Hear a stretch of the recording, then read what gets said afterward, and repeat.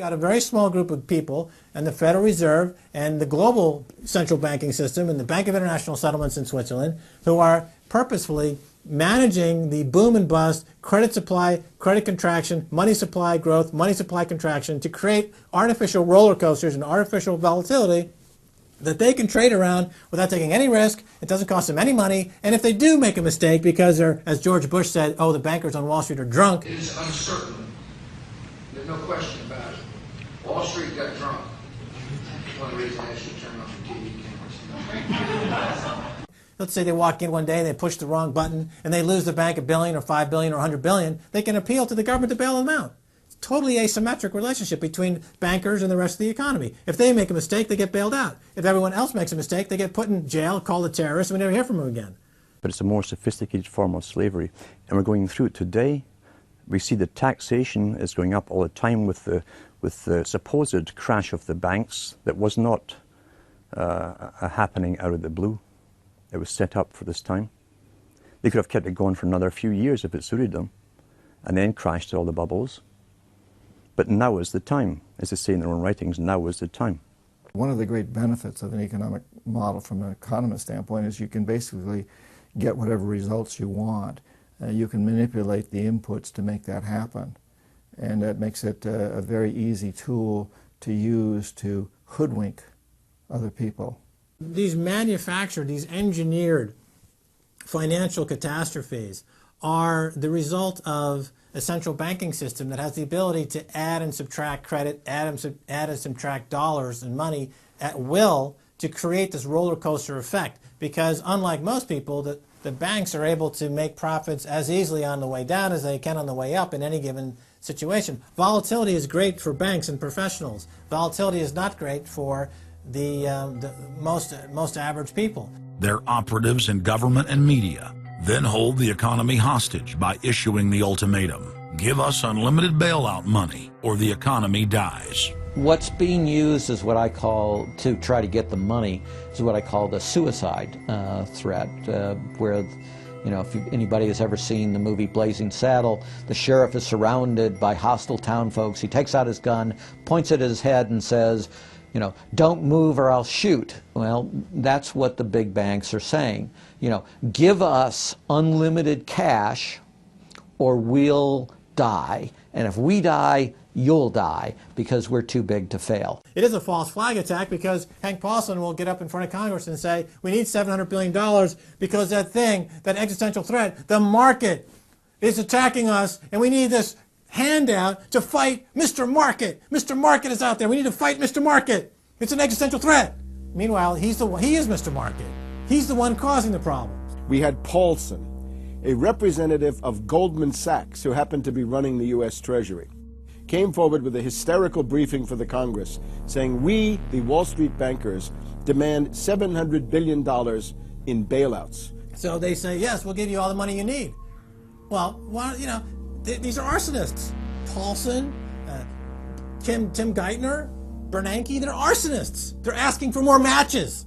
And the Congress is saying, who do we make the check out to? Who do we send these matches to? Who do we send the matches to? Is a ton of matches enough? Can we send you some gasoline to go with those matches? They're like, yes, please.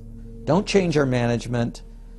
Don't pay us what assets are worth. Pay us way more than what our assets are really worth.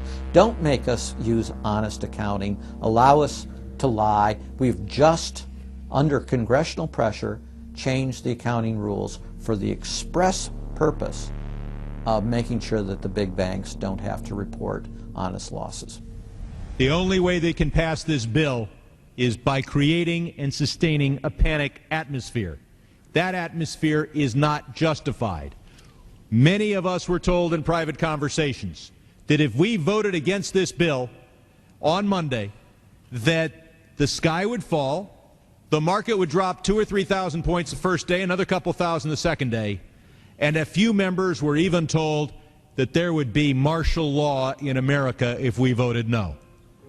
That's what I call fear-mongering. We have you know, people in the government threatening martial law or things to get their way in the executive branch against Congress. You know, you know, if you put all these signs together, it doesn't look good at all.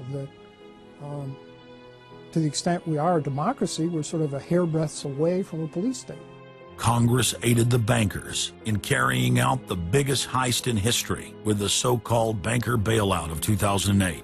The bailout money, the $13 trillion or so dollars that have been given to the banks, is sitting on the balance sheet of the banks, and that is incurring interest costs.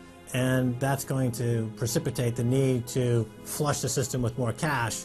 And at some point, the dam will break, and you're going to have very high inflation. Some predict hyperinflation. You cannot print phantom money out of thin air, backed by nothing, and producing practically nothing without destroying the world economy.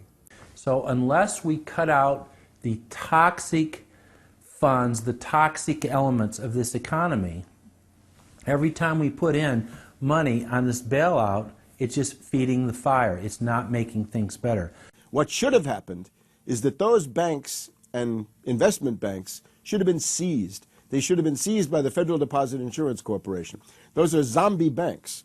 The Chase Manhattan, J.P. Morgan Chase, Bank of America, Citibank, Wells Fargo, Wachovia, so on down the line, to AIG in the insurance realm.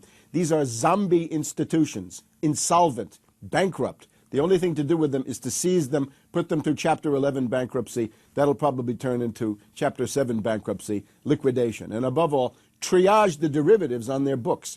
There's no way to bail out a $1.5 quadrillion black hole of derivatives. But nevertheless, they tried. They will, of course, try to regain some of this money back, but their debts, unlike any other period in history, are now a quantum size bigger than the entire global GDP by a factor of 50 to 100. It's almost infinite amount of debt. If you really look at the numbers, because of the massive, massive debt, and right now, total debt in this country is about 375% of the gross domestic product. And that's not including derivatives. If you put the derivatives in, it's probably 20 to 30 times gross domestic product. It's beyond what anybody has ever even considered.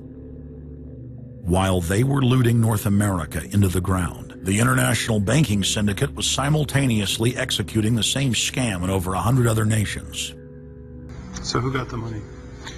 To financial institutions in Europe and other countries. Which ones? I don't know. $500 billion and you don't know who got the money? Well, Obama's got one difficulty with this Congress. It's the number of freshman Democrats that got elected. Many of these people know that they got their seats from, and many of which got seats in the Senate and Congress from long-held Republican seats. They know that the people back in their states and in their constituencies will not tolerate this any longer. So up against the Republicans and the blue dog Democrats are these freshman congressmen, Democratic congressmen and senators, and they're not, they don't seem like they want to go along with the program. So if there's any hope, it'll come from these freshmen. The Constitution says no money shall be drawn from the Treasury but in consequence of appropriations made by law. This money is not drawn from the Treasury. Well, let's talk about that. Do you think it's consistent with the spirit of that provision of the Constitution for a group like the FMOC to hand out $500 billion to foreigners without any action by this Congress? Congress approved it in the Federal Reserve Act. When was that? Quite a long time ago. I don't know the exact date. 100 years ago? The original act is 1914, I believe. I don't know whether this provision was in 1914 or not, but the Federal Reserve Act was in 1913. All right, and at that time, the entire gross national product of this country was well under $500 billion, wasn't it? I don't know. Is it safe to say that nobody in 1913 contemplated that your small little group of people would decide to hand out $500 billion to foreigners? What the bailout legislation really did was give a blank check backed up by U.S. taxpayers to offshore megabanks. Of course, Congress has oversight. If you read the Constitution, our founders were very clear. Anything to do with taxes and money is put into the hands of both houses of Congress together. Both houses of Congress together must approve it. because it's a buck, because that's why we fought the revolution. Taxation without representation was part of it. Foreign banks, Société Générale of France, about 10 billion for a French bank. Deutsche Bank of Germany. Did Deutsche Bank need the money? How much did they get from the bailout? Well, they told us they got 12 billion from the bailout. And Barclays Bank of Britain, 10 billion. So you're up to almost $50 billion to bail out a series of foreign banks that were derivatives counterparties of AIG, plus Goldman Sachs. This is the biggest swindle, not only in the history of the United States, this is the biggest swindle and transfer of wealth in the history of the Western countries.